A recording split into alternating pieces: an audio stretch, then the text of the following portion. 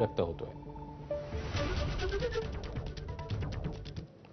विदर्भात अनेक जिल्ह्यांमध्ये तापमानाचा पारा 45 अंशांवर पोहोचलाय। अशातच नागपूर, अमरावती, भंडाऱ्यात अवकाळी पाऊस झालाय।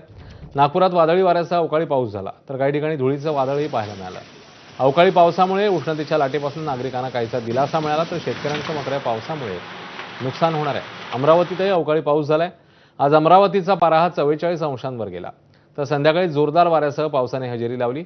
भंडाऱ्यासह तुमसर, मोहाडी तालुक्यासह जिल्ह्यातील काही भागात दुसऱ्या दिवशी वादळी वाऱ्यासह अवकाळी पाऊस झाला, तर काल झालेल्या अवकाळी पावसानंतर कापणीला आलेलं भात पीक जमीनदोस्त झालं होतं। दिवसभर कडक ऊन होतं, मात्र संध्याकाळी पुन्हा एकदा अवकाळी पावसाने हजेरी लावली।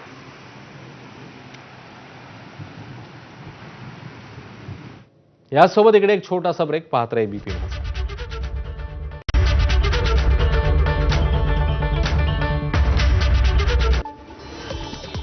सिगारेटच्या किमती 17% वाढल्या।